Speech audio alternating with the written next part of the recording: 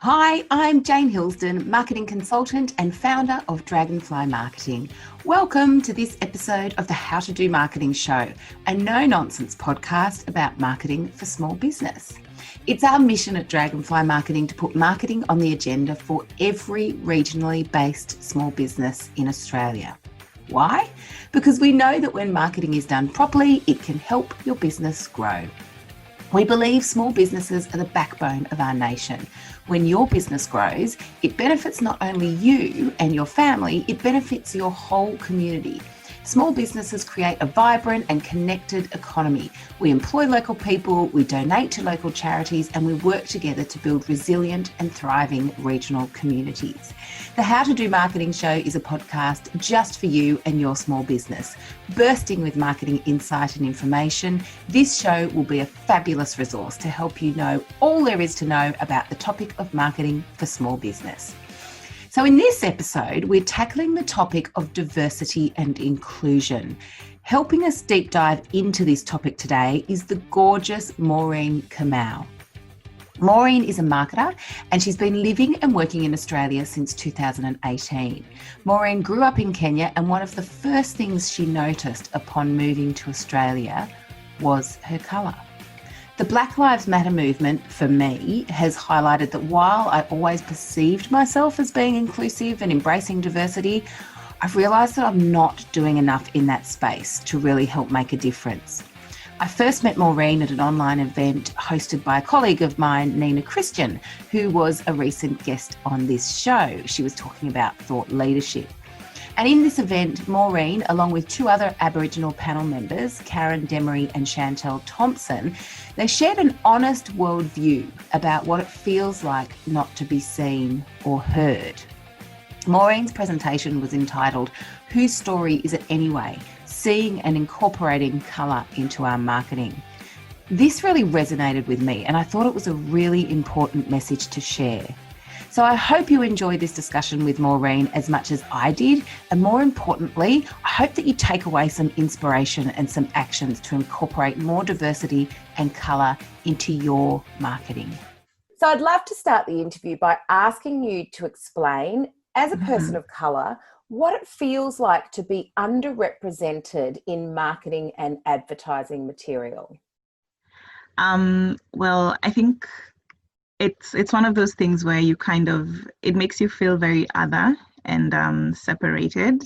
And, I think when you view these brands that you aspire to and like these brands that you love, and you like to see representation there and actually like people who look like you, who stories that sound like yours, it kind of makes you feel like, oh, hang on, there's a bit of a disconnect here, and I don't know if this is really for me or it's really not. So it kind of gives that feeling of exclusion, which it doesn't feel too great. Yeah. And you originate from Kenya. When did you move to Australia? 2018. So 2018. Yeah. So did you find that was the case with marketing and advertising in Kenya? Did you still find that there was an underrepresentation of people of colour, because there's so many more people of colour there? No, absolutely not. So in Kenya, that definitely wasn't the case. Right. But obviously moving here, it was a very stark experience of like just how, I was very aware, I guess, of my color when I moved here. Wow. And it was one of those things that I had never really thought of before. Like, it wasn't that I didn't know, but I grew up around like people like other Kenyans like me, like different Africans. We also had, a number of like people migrate from like the States and Europe and like living in Kenya as well. So that was never really like a thing. But obviously, like coming here, that was the real big stark difference that I noticed. But yeah, I mean, like these are things that I guess in more international brands, like even from back home, those are things that you could pick up and see, oh, okay. Like there were always brands that you felt kind of disconnected to. They felt more aspirational and kind of like, oh, one day it would be great to see people that look like us kind of represented there. Yeah. And tell me why the move over to Australia? What led you to Australia? So I moved here to pursue my master's. So I'd been working in advertising for a couple of years, and I was like, I feel like that was the point. I wanted to kind of, I guess, bridge the gap, like I guess in skills or just advance, and also moving to Australia. You know, a lot of people ask me like, it's so far, like why why Australia? But it was one of those things where I wanted to see what else was out there, and I guess get that exposure as well, because I think it's very important. I guess one of the things when we talk about like conversations around color is that, you know, we all have biases, we all have things that we're unaware of, and so nobody is like safe from that, regardless of like, you know, where you come from. So getting that exposure and being around different people, I guess for me that was like the biggest motivator behind that. Yeah, interesting. And I'm always curious about why Australia. And I've done it. I did, particularly last year, I did some research work with a bunch of international students, and I asked them the questions. You know, why Australia? Because I know in Australia where we're quite Australian centric, and we think everybody in the world knows about us, but in reality, like I've traveled, you know, throughout South America and Europe, and sometimes you'll tell people where Australia is, and they're like, sorry, what? I've never heard of it, or I don't know where it is. Or Austria, did you say Austria? You know, like people just don't know where it is. Is there, why Australia over, say, something like the States or Europe, where you've got kind of, you know, more of like the American dream, or it's perceived, you know, bigger opportunities? Why Australia? I guess for everyone it's quite different, but for me, honestly, I feel like it was one of those just like strokes of luck. I was at a place where I was feeling like I wanted to do something different, and I felt kind of stuck in a rut. And one day I was having a conversation with a friend, and she was like, oh, you know, I've always wanted to like do something in psychology. And I was like, oh, that's interesting, because she's, you know, from a background of marketing. And she was like, yeah, I just feel like that's what I'm being called to. And she's like, yeah, I have a cousin who lives in Australia and stuff like that. And I was like, that sounds like a good idea. Why not? And literally that was the origin of it. It wasn't something that, you know, I'd thought of or necessarily had a vision board about. But the more I did research into it, I was like, oh, there's actually like quite a richness, I guess, of like culture here. And like, especially like with Melbourne, like you know, it being one of the most livable cities in the world. I was like, yeah, I want to experience that. I want to be in the heart of that. Yeah. So that was it. Do you know, it's funny that you say that, because I remember that's what a lot of the international students talked about when I asked them the same question. They said, well, Melbourne, because of the cultural richness and because it's one of the most livable cities in the world. So hats off to Melbourne, who their economic development or tourism or whoever it is who's out there spreading that story, because it's clearly resonating. But it's not like you were sitting in Kenya and then there's this kind of marketing campaign from Australia saying, you know, come and join us. No. And yeah, like I think it's wonderful when we get people from all over the world who do come in and add to the cultural richness of our country, because that's when we get, you know, all the different foods, and we get exposure to how other people live. And I know myself, I have great curiosity about that. So I think that's fabulous that you do, you know, that you do see Australia as somewhere to come and integrate and live and you know, add to our culture. It's great. So we're talking, you know, about this podcast is for small business owners. And I think this is a really, really important conversation. You know, if we go back to that first question around, you know, feeling underrepresented, and it's not just people of color, it's people with disabilities. Sometimes it's females, you know, sometimes it's, you know, an age related thing. Yeah. But for small business, I think it's really important for when they're kind of thinking about, just even thinking about their target audience, before they even think about, you know, what people and what messages to include in their marketing. When they're thinking about their target audience, you know, in reality, who's actually in there, and what's the diverse mix of people that you will have in your target audience. But from your point of view, I mean, you're a marketer. You work for Uber. Is that Uber Eats or? Deliveroo. A Deliveroo. Yeah. Sorry, Deliveroo. So they're competitor. Great. Okay. So Deliveroo. So from your perspective, how can small businesses incorporate more colour into their marketing? If they identify that there are a wide range and a diverse range of people in their target audience, how can they do this, but do it holistically and authentically? Like, let's not talk about the lip service.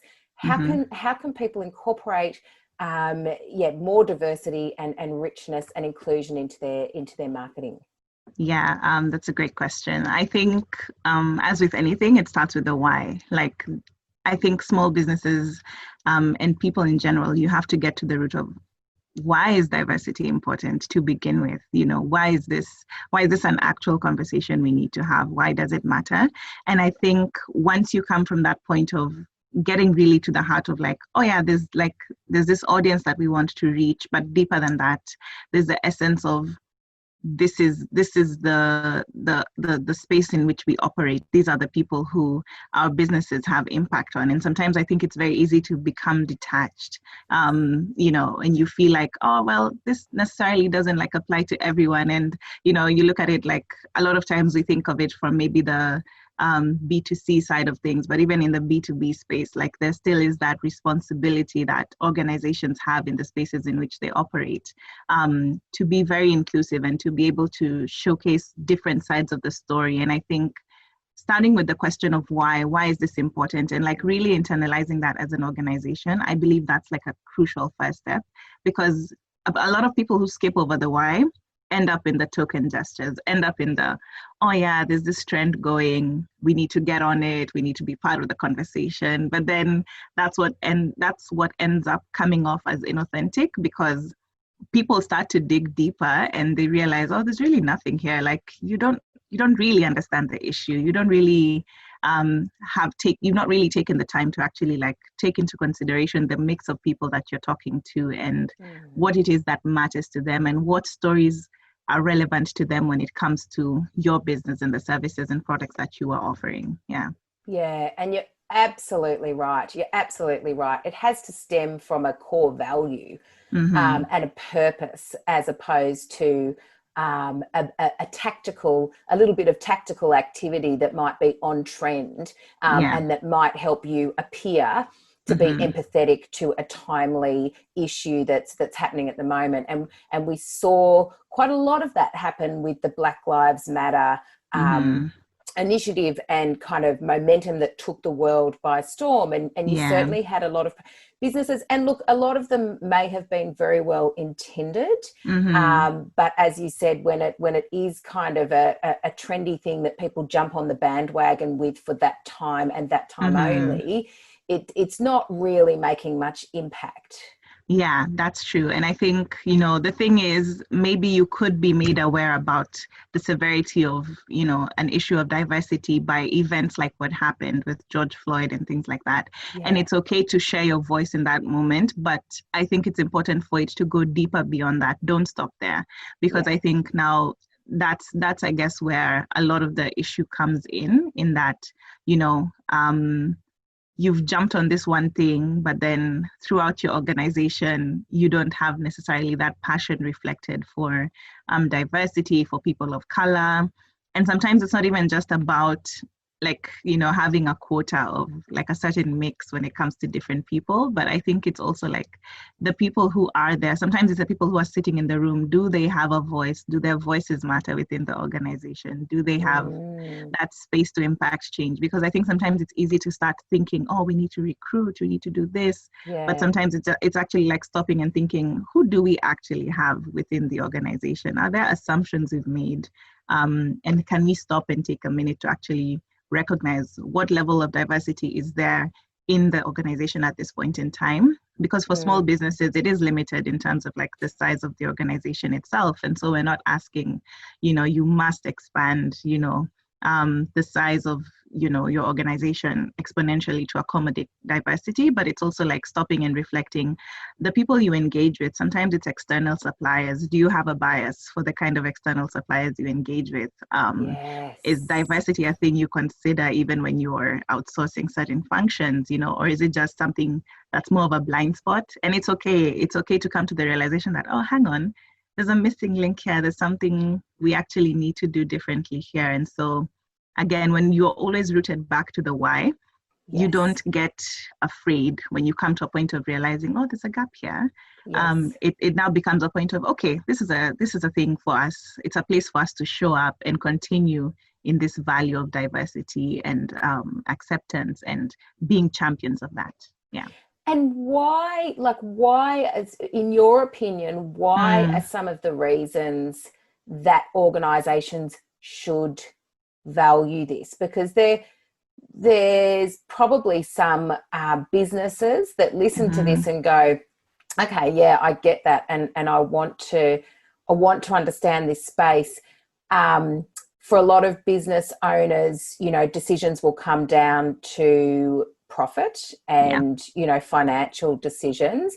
As you said, for small business, you don't have particularly huge teams. So in terms of actually a policy around diversity with you could do something like quotas and those sorts of things, whether they're effective or not. But for small business, it's not as easy to kind of put these kind of frameworks in place. But that's not saying that they can't. Yeah.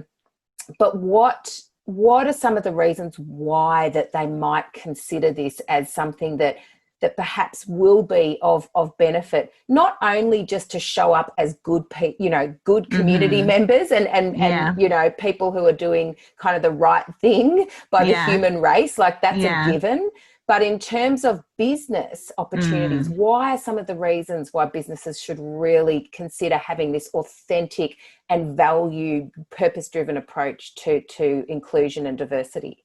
I think it really is, it stems from looking at, the world and where we are at right now. I think with, the internet, and I think anyone who's, been observant this year, especially, it's been highlighted that we are all connected. The world is now fully connected from coast to coast, like from Australia all the way to Africa, Asia, like it's all connected. And I think I would say like it's an opportunity, like there's such huge opportunity for you to grow your business. And perhaps sometimes, it's come across as you have to grow local before you go international. But I think the whole ideology behind Think Global is exactly that.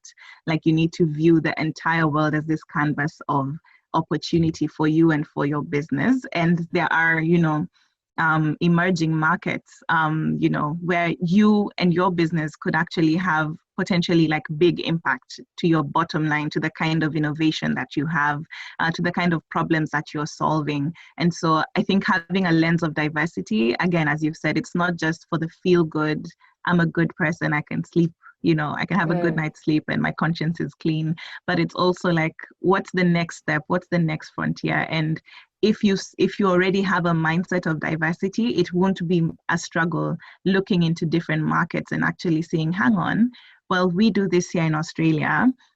There's this solution, this service or product that we offer here could be a potential solution, let's say in Kenya even. How do we bridge the gap and how do we translate it in a way that is applicable to them? My friends and I, we like to talk about like African solutions for African problems. It's not just a cut and paste from what you see in the West and bringing it back home. It's like, how does this translate to the people here, and how does this meet their needs here, and how can we be diverse in our approach to problem solving, and the kind of products and services we offer, so that it adapts to a particular market. And I think that's the essence of marketing at the end of it, understanding your target audience, understanding what needs they have and how your product and service translates to that. And so I think the biggest one for me is that it's just such a huge opportunity for you to expand and be a global business. Like even as a small business, you can operate global, and you might be very surprised that some of your biggest markets won't even be from your local, from where you originated. It could be like a huge potential for the kind of things you're offering outside there. So it's important to have that lens. Yeah. And I love that. Reference to the fact that, like particularly since COVID, even more so, the geographical boundaries have just been pretty much, obliterated. We no longer have to kind of just operate within our regional area. And I think too, even if you don't have international aspirations, even if you're just looking to kind of expand from outside of your region, there's a lot of people in regional Australia, a lot of small businesses in regional Australia that listen to this podcast as well. it might just be about expanding into markets locally. You know, Yes. have you thought about the cultural diversity in your local region, and are you actually expanding as much as you can and realizing the opportunities within your local region, and particularly for businesses in Sydney and Melbourne, as you said, there's a huge richness of cultural diversity there. Why would you limit your marketing material and your thinking to just speaking to the white, you know, quotient of those people? If you could demonstrate real relevance to the different and diverse pockets of you know, other nationalities in those metropolitan areas, and including our own kind of Indigenous, Aboriginals, you know, if you could really flip your thinking and think, am I actually including them? And because they could potentially be a really relevant and viable market for your business, and you might just be unintentionally excluding them with the communications that you're already producing. Yeah, I absolutely agree with that 100%. Yeah. And I guess, you know, one of the questions was around that tokenism, and you've answered that in that, you know, if it's stemming from values and from purpose, you know, obviously consumers are not stupid. Yeah. You know, we can all smell inauthentic and lazy bandwagon jumpers, etc. What are the differences that you see from organisations like, and you would be one of them, obviously, you would be one consumer who's particularly susceptible to this because you're noticing it, because you're either in their marketing story or you're not. Or not, And then you know, I imagine we all do. Like even myself, as a white Australian, when I saw all this posts happening on Instagram, I'm just like, what? Like, no, you don't. And look, in one respect, I was like, okay, at least it helps keep the conversation going. And you know, these people are well intended, and they're helping to spread the message, which is great. So on that level, you know, posting those kind of fleeting Instagram, you know, black posts or Black Lives Matters posts or whatever they are, I guess it helps keep the conversation alive. But what are the difference? What are some of the things, you know, apart from like looking internally at the organisation and going, well, you know, do they actually have a diverse range of people in their organisation? So say if they are a smaller business, and so they might or they might not. But in terms of their marketing, what are the difference between the organisations who might just post a fleeting trending Instagram post versus people who have a much more sustainable approach to showing diversity inclusion in their marketing? I think one of the things that stands out, I guess, is in the consistency of it. So it's all about how consistent are you with your messaging. You know, we talk about building brands and how, you know, the message has to resonate over time and time again. You have to show up in the same way for it to be top of mind for your consumers. And that's the same thing with diversity. You know, and I think that was where like the stark difference came in. And I'm sure like even for yourself, like if you looked at any Instagram post from a corporation and you click through, and then it's been white, black square, white. You know, it's one of those things. People see through that very quickly, and they're like, oh, okay. And even if it was white, black square, we start to see some change, and then that is sustained over time, then that's a great thing. Like that's one of those things that is authentic. And I think that includes like, you know, people I think sometimes hide behind this idea of, oh, I don't see color, and you know, I'm for, you know, I'm all about like just everyone being the same, but like it's no, like there is color. I'm calling bullshit on that. Yeah, exactly. I'm calling bullshit on that. That's just lazy. It's lazy. It's like there is color. There are people you can reach out to within your community. There are, you know, even like people you can outsource to, for example, like when it comes to like something as easy as social media, like it is about how are you doing your social listening, for example? Like, are you just listening to, you know, the whiter safe conversations, or are you actually like keen to actually follow up on what exactly are the diverse groups talking about how can we connect with them on that level, how can we be relevant, not just for the sake of being relevant, but actually genuinely plugging into the things that matter to them in a way that makes business sense for us. Because of course, we're not saying every business should talk to everyone all the time. No, that just makes no sense. But in the spaces where there is an overlap, in the spaces where there is, there is that tie into these different communities, I think it has to be a deliberate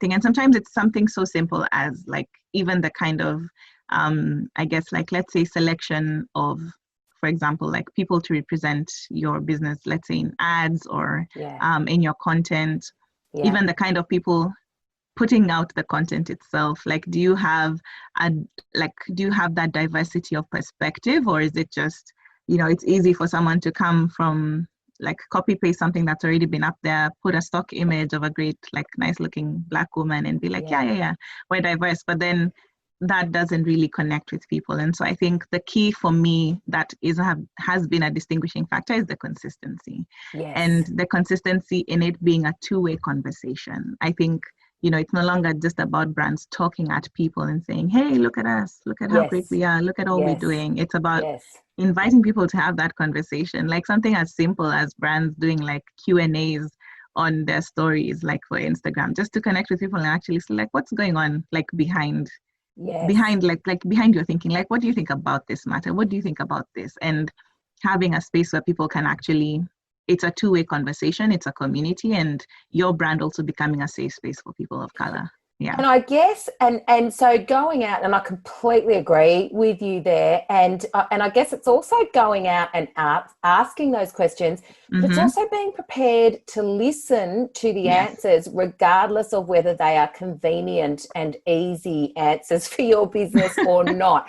So that's not just ignoring the hard stuff and ignoring the, and one thing, and I think I'm jumping ahead on questions here, but one thing that I was going to ask you was around, the potential negative feedback that when you do start, particularly if you're going out there, or even if you're kind of just pushing it out there, or even if you're going out there with a mindset of curiosity and going, okay, how can we do this better? How, what can we be doing in this space? Or what do you feel about this matter? Be prepared for negative feedback. Yes. And how we best to manage this, because I think this is something that will keep a lot of businesses in fear. People are very fearful about getting on social media, full stop, because they are afraid of being judged, or they're afraid of being wrong, or they're afraid of being negative feedback, or trolls, or those sorts of things. There's a lot of fear. So when they go and kind of tackle quite a contentious issue like this, there's fear that, for the well-intended who might just really want to help in this area, and they might be really fearful of offending the people that they're trying to help. Yeah. Or just fear of, being, what's the word? Abused, but not abused, but, like being attacked online. And, there's a bit of shame in that. It's a bit embarrassing. What's the best way, do you think, that small businesses can start that conversation with and it's going to take bravery. It is going to take bravery. So brace yourselves. Brace for impact, Brace for impact. What do you think the best way for businesses is to start this and to start this conversation? I think the long and short of it is to start, because the truth is there is a wide spectrum. There's a wide range of reactions and responses that you're going to get. And it's acknowledging that for every negative, there's a positive somewhere there. There's a positive that may not be immediate. I mean, I think you have to contextualize it and understand. It's like, as children develop and they grow up, nobody's born knowing how to walk. Like, that would be very strange. I would be freaked out if I saw a baby jump out and start running. And like, there's a reason for that. You have to grow into it. You have to take one step at a time, fumble here and there, but that resolve, and again, I think, it's all hinged on the why behind it. So the resolve for you to keep pushing is the reason, is because, okay, this is not a token gesture. This is not about how, how it's not an ego boost. It's not about how we show up on this one day a year and make sure that people see like, yeah, we're also part of the movement on that particular day. But it's acknowledging there are people who have been deeply hurt by the issues that you are going to start confronting. Yes. And the way people respond to that and the way people process that is different. There are people who will, they're just tired. They're tired of having to, like, not feeling seen, not feeling heard, not being represented. And so there is going to be that initial backlash of where have you been all this time? But you can't stop there, because I think if everyone thinks that way, then we would never impact change in anything. Even when we look at rights for women, if at the very beginning, we sat down and thought, oh, it's too hard, it's never been done this way. What about, or businesses trying to be more inclusive? What if they come and say, we're just doing it because they're women, we're just doing it? If nobody embraced that change, it would never have happened. And of course, we're still making strides in it. And I think the thing is to understand this is a lifelong journey. Like, you are just one part of like a big body of a movement. And where your work stops, it might stop like with your lifetime, and then the next generation picks it up. And I guess their struggles will be a little less different.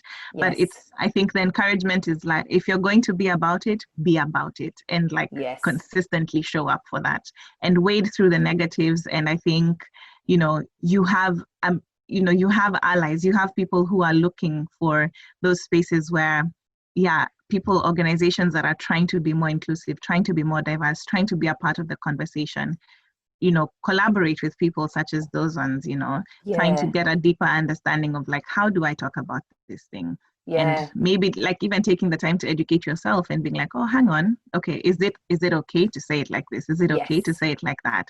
And asking those questions, I believe that there are no stupid questions. It's all a matter of how you ask them and where you ask them. Yeah, I love that. That's really great advice.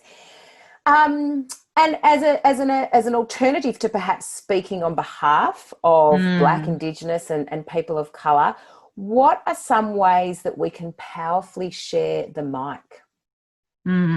Great question. I think sharing the mic is both in terms of the platforms that you hold, and being able to have that diversity and representation there. But I think it's also in the way that you conduct business. At the beginning, when we talk about, who are the people that you're engaging with? You engage with different suppliers on a daily basis. Like, stopping and having a look and being like, hang on, if I've never given a particular, like maybe there's like upcoming businesses owned by people of color that I could actually really collaborate with in this space. Can I trial a project? Can I actually see what's out there? And that's the idea. Passing the mic is both in terms of like people being able to voice the problems, but it's also creating the spaces for people to show up and show the great work that they can do, and show, just the brilliance that is behind them and the creativity, and bringing in that richness to your business and to your marketing. And so I think, it's having that willingness to be agile and to mix it up over time, and to actually trial new things, including having different perspectives, having people who come from different backgrounds actually like contribute to your marketing, contribute to your business. And I guess even in the way that you provide support as a business, and maybe the causes that you stand behind, look into the community and actually see like where could we provide support? Where could we provide, sometimes it's something as simple as like, even like with mentorship, like if you get invited to speak at a lot of different spaces, how can you bring along other people of diversity to add a richness to the kind of things that, the kind of spaces that you have influence in? Sometimes it's about, you get like, a lot of, there's an example, a particular conversation I was listening to, and they were talking about how, every time this was a top level executive, I think, for a top brand in the States, and she was saying how she at her executive level, she would always get told by like men, oh, we can't, like, we would love to have more women speak, but we can't find women like to speak. And she was like, half the population, and you can't you can't find women to come and speak at your engagements. And so what she did, she actually compiled a list of 400 women of caliber with different experience. And she said, anytime people would approach her, she would be like, here's a big list, have your pick.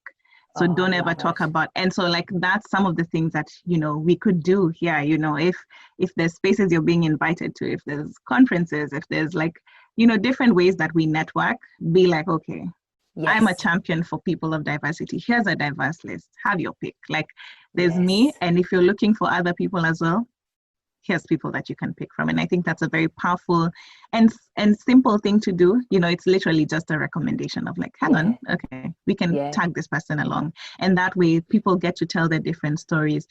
That's how more representation happens in different spaces within business. Yeah. And as you said, you know, so this person, this executive that was saying, oh, we just can't find them. We just, you know, we've looked around. Like I've just got up from my desk for 1 minute and I looked around the board. I couldn't find any. So it is actually going to take a bit more proactivity. It is actually at first going to take a little bit more effort. And that's where it comes back to your why, because when we understand the why and we know why we're doing this, that's what drives us to actually have that little bit more motivation to actually get up off our butts and actually do this properly and stop making excuses. You know, stop with the bullshit excuses. I love that story and that example. And so in terms of brands, can you actually think of any examples that you think are doing a really good job when it comes to actively kind of promoting diversity and inclusion? What are some brands that we can look up to in that space and even take inspiration from? It's a great question. So I actually had to think long and hard about this one, just because I wanted to. No, not a worry, but just in terms of being able to, I suppose, like even challenge my own ideas around like what exactly that diversity meant and how sustainable that was. And so that was interesting for me because it was a reflection point of, so there's so many different layers with which you can cut it and like look at it.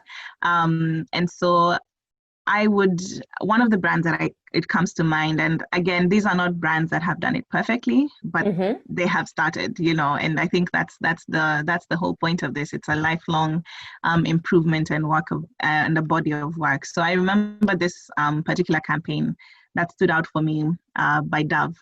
And you know, and they have done it consistently for over 10 years. I was actually checking up on it recently, and I was like, hang on, these people have been intentional about the way they represent different audiences, the way they represent people in their marketing for 10 plus years. And I was like, okay, hang on, this is brilliant. This is actually what happens because it's actually crossed over into a different generation. Like I was looking at some work that they did with I think Kelly Rowland last year, and just the new generation of teen girls coming up and being able to feel like, there is that representation, because again, diversity changes over time.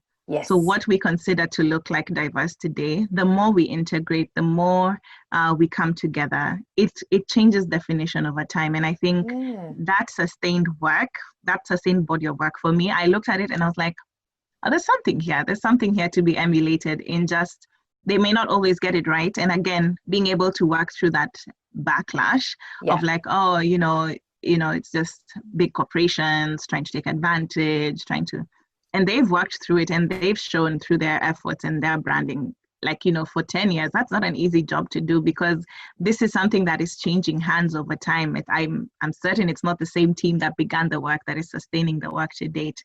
But I think when it goes back to the core values and it goes back to being embedded into your organization, then it outlives even you and whoever has championed the cause. And it just becomes this beautiful body of work. So that's one thing that's one of the brands I looked at and I was like, there is consistency and there is like a very, strong, sustained sustained approach to this diversity conversation. Yeah, I think that is an absolutely brilliant example. And upon my reflection of seeing it, because Dove, of course, is something that I've definitely come across as a consumer. Like I see their marketing, in the magazines that I read, or that might pop up in my social feeds, etc. And it's funny how diversity, as you say, we all have different interpretations of it. And I reflect back on it now and I think, they do represent, a diverse mix of cultures. But for me, where that Dove ad resonated was the diverse body types. Yes. The diverse mix of body types. And this is another type of diversity that a lot of females have been quite vocal about in the last 10 years is let's stop representing the female race as size 10 white, beautiful females, because that's like a really small percentage of us. The rest of us look remarkably different. But and that's probably my experience of not ever feeling like I'm represented in the marketing material is, God, I don't look like that. And then of course there's all of the issues that come with that maybe I should look like that. And that's you can aim to change your body shape. You can't change your color, you can't change your origins, so you there's really not even anything that you can do when you don't see yourself represented. So I agree completely. I think they do a wonderful job of that. Another brand that I've noticed who's really stepped up to the mark, and they're probably an example of a brand that you described earlier as probably white, then black, but then has sustained their efforts there. And that's Business Chicks. And I noticed when, they started being vocal about it around the time of the Black Lives Matter, momentum and initiative. Yeah. And they did cop quite a bit of flack at that stage on Instagram by, as you say, some people who are just probably really tired of predominantly white, organizations turning up and getting on the platform, which to their assumption was that they were just there to get on the bandwagon. But the founder of the business, Emma Isaac, and her team came out very transparently at that point and said, you are absolutely right. We have been doing a really bad job of this in the past. But we actually are now doing everything that we can to change this. We realize that this is not right. We're doing everything that we can to change this. And since then, there has been this really, really consistent level of communication that is, passing over the mic to allow people of colour and Aboriginal people to actually get that exposure. Like, they have a massive platform there. So when they do hand over the mic, or when they do provide that exposure, it's pretty big, like it's massive. And it stands to have impact.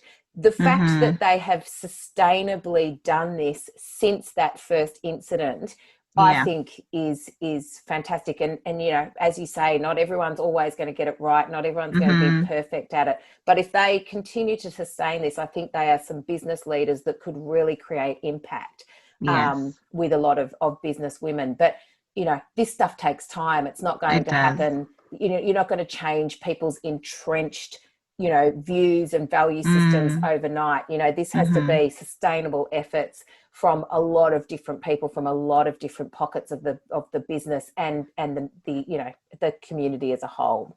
Yeah, so, and I would even say it's. I think I agree with that, and it's more of looking at it from the perspective as well that your voice matters. Sometimes you could think, oh, my business is too small, or like, what role do I really play in this ecosystem? Who is even listening? Who really cares what I have to say? But you have influence, no matter, like, you might not perceive it as influence, but you do have influence in the spaces in which you operate. So I would encourage anyone. It doesn't take a million people following Worth to have something to say and to take a stand.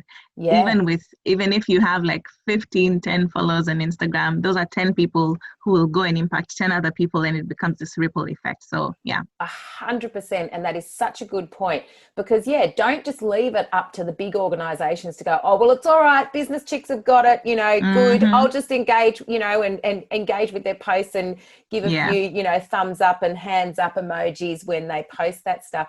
Don't just leave it to them. I completely agree with you. And Seth Godin always talks about, I think his figure is 1,500. If you just had 1,500 people in your tribe, you know, that is a significant amount of people that you can create impact with. And there's a lot of businesses that would listen to this that would have easily 1,500 people in their community. So that's great. Absolutely. Okay, so can you talk about the importance of allies within an organisation? So rather than us all putting the onus on Black and Indigenous people of colour to educate and fight for diversity, you know, all the time by themselves, how can we all get on board? I think part of that getting on board is just being the willingness to have these conversations, you know, just showing up and being present. Because a lot of people, you know, they talk the talk, but they don't walk the walk when it comes down to the nitty gritty of like having those conversations. Because I know of businesses where they actually do provide the structure. Now, after having seen, oh yeah, hang on, there's a problem here, we want to change things.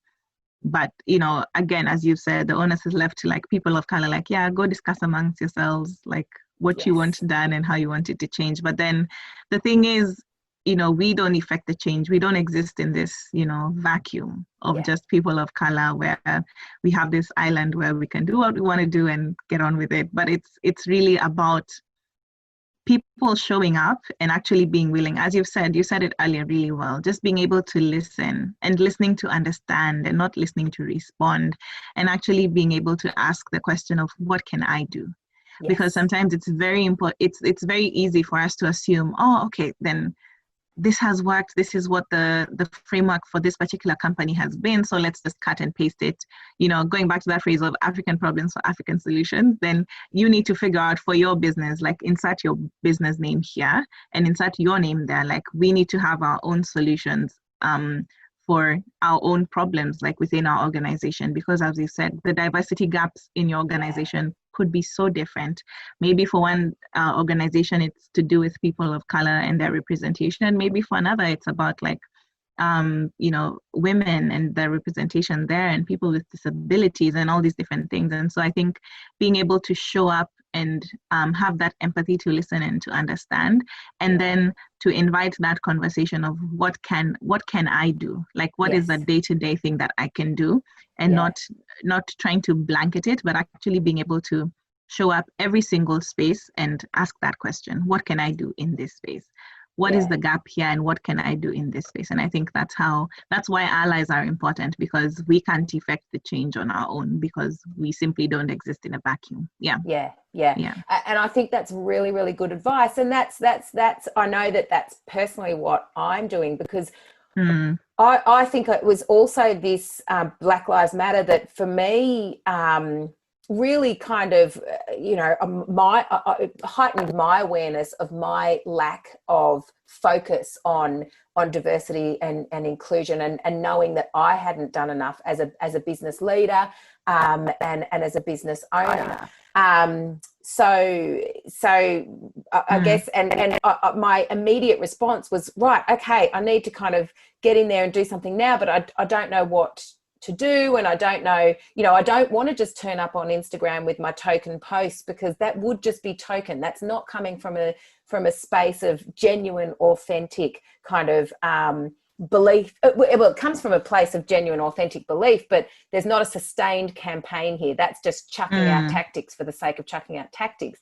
You know, I want to know that if I'm doing something, it's actually leading to a result. And the first place that I've started to, in order to be able to kind of help me get across this, is just by educating myself. Yes. Having the conversation with people like yourself and going, okay, so what do we do? You know, and this podcast is great because I get to ask you all of my questions and get to have you for an hour all to myself. And which is brilliant. And Ellie, my colleague, who's very, very passionate about this space. Her why it's in, you know, very intrinsic within her, and she came up with some of the amazing questions for you. So that ability to ask questions, have the bravery to ask questions, have the bravery to start and kind of expect a little bit of backlash, expect that you won't get it right at first, expect that it's not going to be perfect, but just having that bravery driven by a why is I think really important. And absolutely something for me that I know after asking all these questions, and I'm also making sure that I'm going to events that, Business Chicks have had quite a few events. Nina Christian put on the event, the diversity and inclusion training. Just, immersing myself in as much knowledge as I can so that I have that a little bit more confidence and a little bit more of the information I need to put a strategy in place, to actually have something in place that will help me build a sustainable kind of approach that will actually make impact, that will actually get a result for people in the end.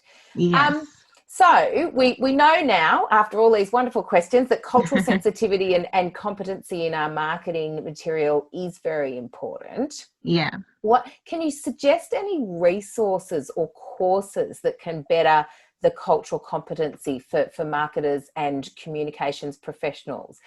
Because this is, asking questions is one thing, but perhaps there are some courses or some I don't know, books or downloads or something that people can read to find out more.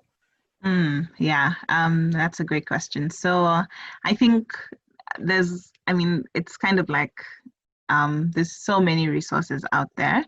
So what I think would be a useful thing to start with would be just really being able to listen to the different conversations that are happening out there. And I know there's lots of resources, like even just here in Australia, for example, the Center for Cultural Competency in Australia.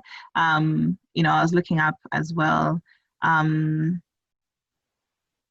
Sorry, just a second.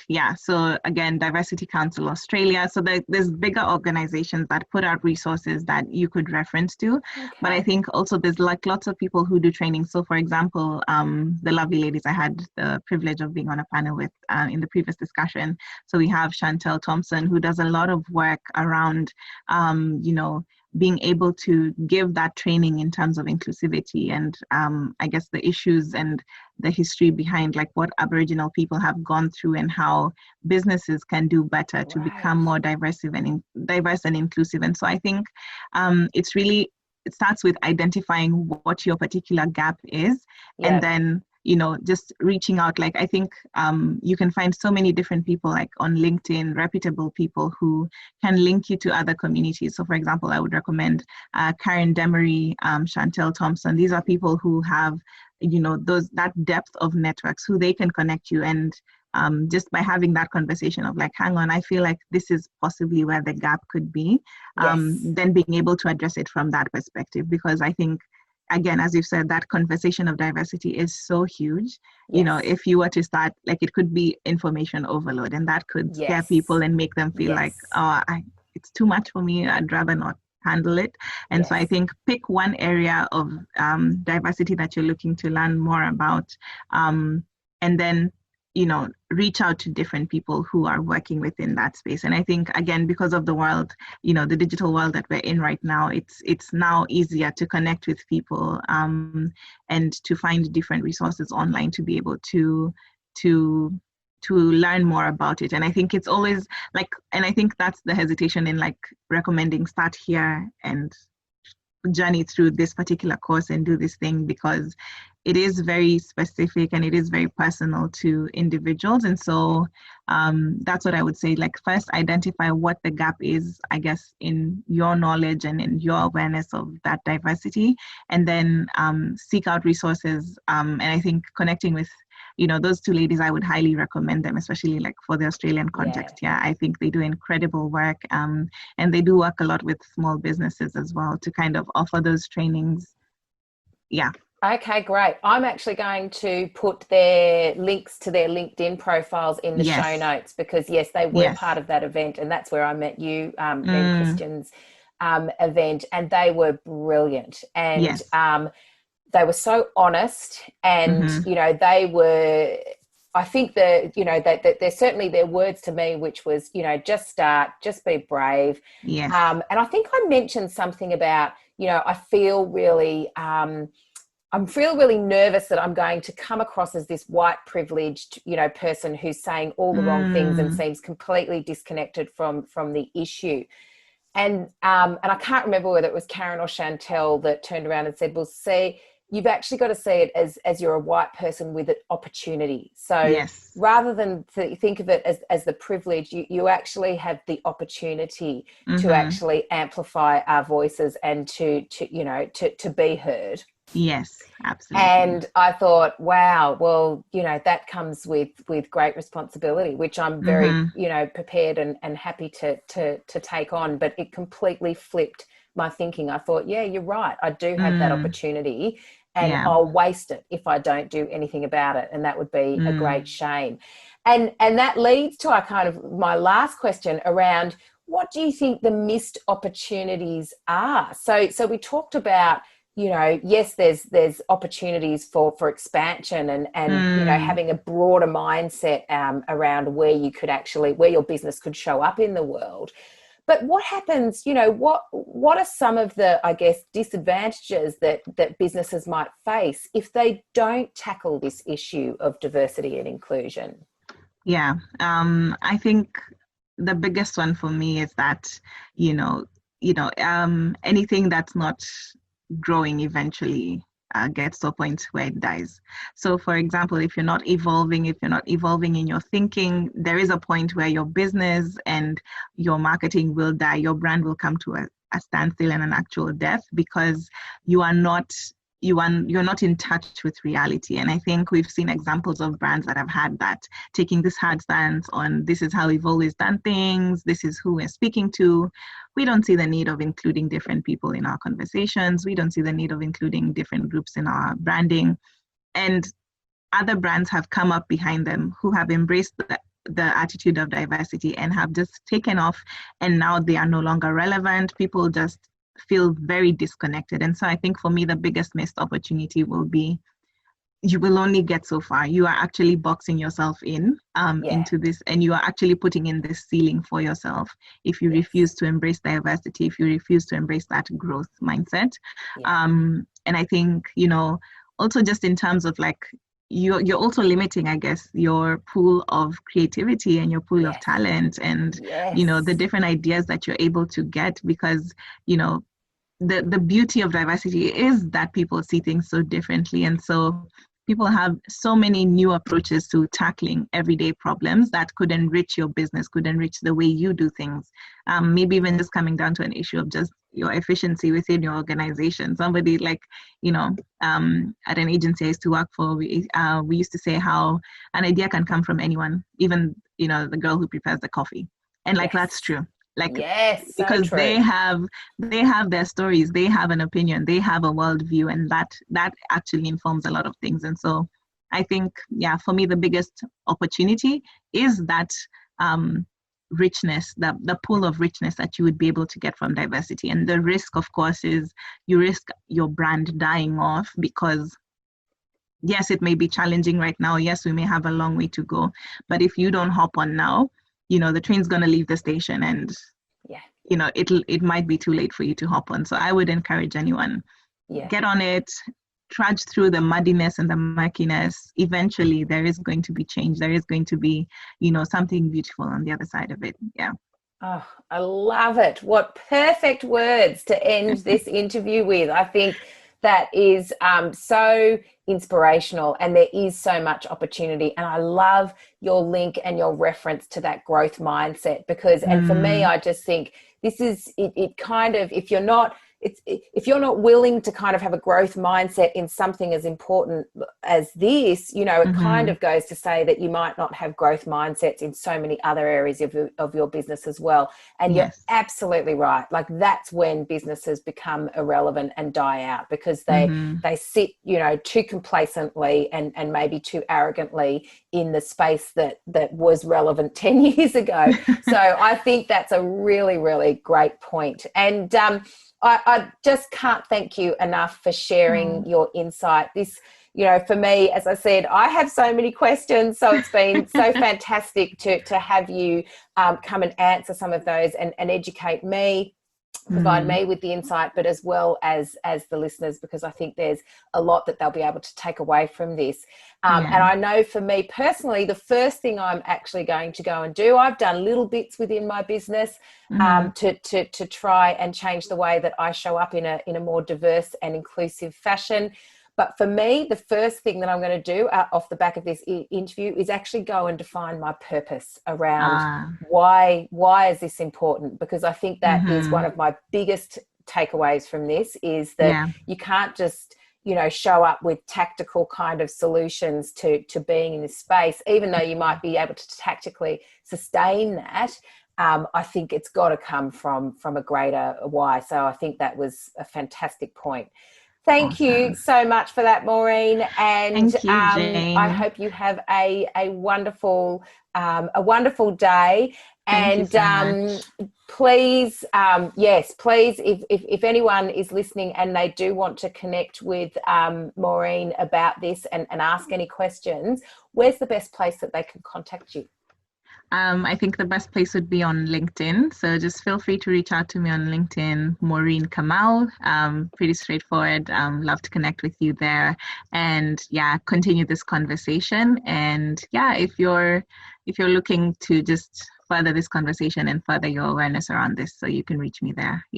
Brilliant. And I'll put a link to that in the show notes as well. Yes. Thank you, Maureen. Thank you, Jane. And I just want to commend you, Jane, for taking this step, for taking this approach to pass the mic, essentially. And, I can't express in words how much this means to me and to so many people who I know are listening and watching. Just the ability to feel seen and to feel heard. It's beyond what I could put in words. So I'm really grateful for this. Yeah. Oh, such a pleasure. Thank you. Thank you. Right then, I'm off to think through my core reason for ensuring the Dragonfly Marketing is an inclusive organisation moving forward. The value of diversity and inclusion will be authentically added to our core values, and we will look at ways that we can incorporate this not only into our marketing, but into our recommendation to clients for their marketing, and also from an operational point of view. So if you are enjoying all of the small business marketing insight that is being shared out on the How to Do Marketing show, please be sure to hit subscribe and leave a rating and review. I read these ratings and reviews and I love seeing when a new one has popped in and that somebody's really enjoying the show. Also, we'd love you to join in the discussions about small business marketing in the How to Do Marketing group on Facebook. I'm in the group all the time, answering people's questions and publishing snackable marketing tips. So join us. Just go to Facebook and search for the How to Do Marketing group. And if you'd like to sign up to receive regular small business marketing tips delivered straight to your inbox, head on over to dragonflymarketing.com.au. Until next time, happy marketing. You've been listening to another Morgan Media production.